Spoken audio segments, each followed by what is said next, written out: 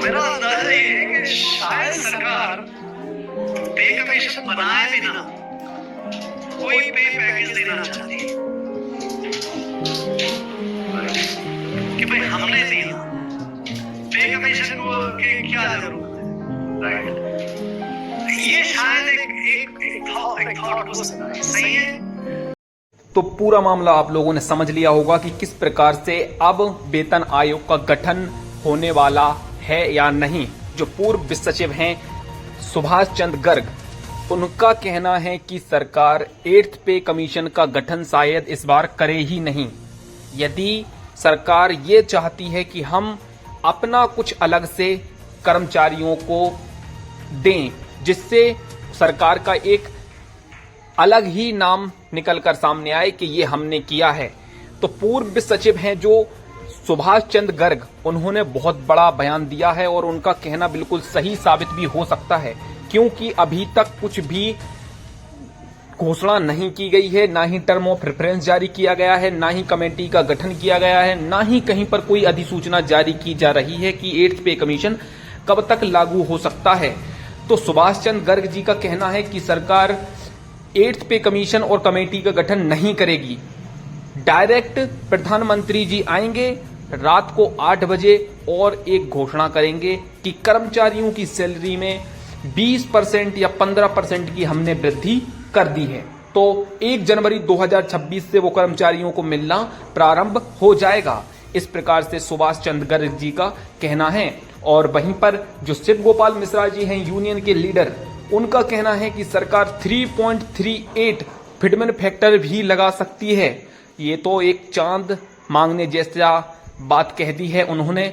वहीं पर जो पूर्व वित्त सचिव हैं सुभाष चंद्र गर्ग, उनका कहना है कि सरकार 1.92 फिटमेंट फैक्टर से ज्यादा नहीं लगा सकती है, क्योंकि इससे सरकार के ऊपर वित्तीय बोझ बढ़ रहा है और कामकाज में बहुत पारदर्शिता लानी पड़ रही है, जिससे सरकार अब काम को बहुत आसान बनाने के लिए ये फिटमेंट फैक्टर, ये कमेटी, ये जितनी भी चीजें होती हैं, इन सबको अलग करके हटा के एक अलग ही फॉर्मूला लाने जा रही है, जो हो सकता है डायरेक्ट सैलरी में वृद्धि।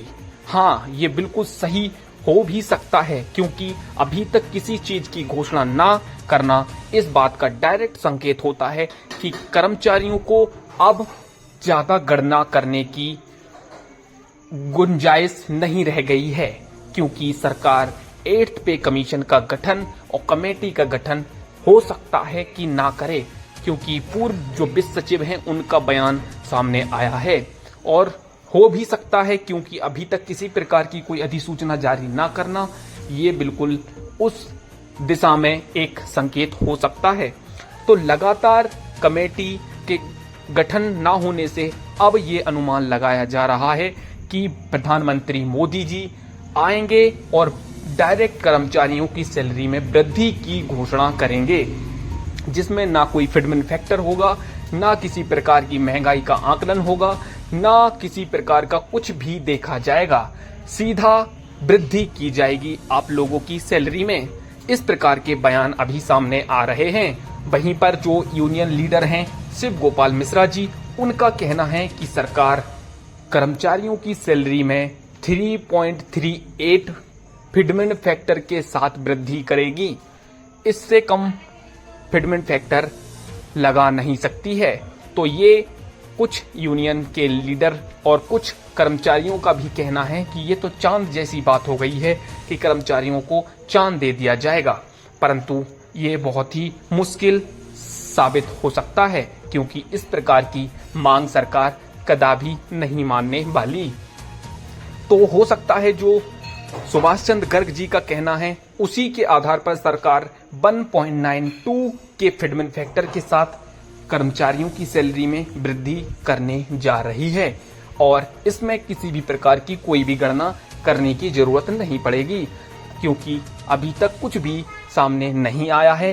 तो ये उस बात का संकेत भी हो सकता है कि अब डायरेक्ट पे कमीशन ना आके सीधा वृद्धि कर दी जाएगी। ना किसी कमेटी की जरूरत पड़ेगी, ना किसी सदस्यों की नियुक्ति की आवश्यकता होगी और ना ही कोई फिटमेंट फैक्टर की गणना करनी पड़ेगी। तो ये बहुत ही बड़ी न्यूज सामने निकल कर आ रही है और लगातार 1-2 दिन से ये न्यूज चैनलों पर लगातार आ रहा था कि इस प्रकार से हो सकता है, परंतु अभी भी इसमें संदेह छुपा हुआ है, क्योंकि जो पूर्व वित्त सचिव हैं सुभाष चंद्र गर्ग, उनके द्वारा ही ये कहा गया है। किसी भी सरकारी पदाधिकारी द्वारा इस प्रकार की अभी कोई घोषणा नहीं की गई है। जब तक कोई ऑफिशियल डाटा या ऑफिशियल लेटर जारी नहीं होता है, तब तक इसके बारे में भी बात करना ठीक साबित नहीं होगा। लेकिन जो बात हो रही है उस आधार पर, क्योंकि अभी तक 8 महीने बीत जाने के बाद भी किसी प्रकार की कोई घोषणा न करना इस बात के संकेत दे रहा है कि शायद ऐसा भी हो सकता है।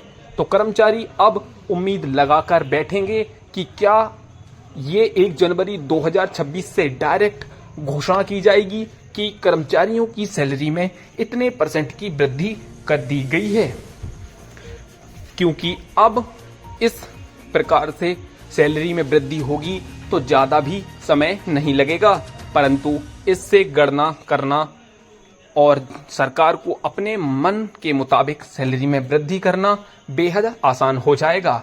ना ही किसी चीज की महंगाई का आकलन करना है और ना ही कोई फिटमेंट फैक्टर बनाना है। तो अब होगा नया खेल शुरू।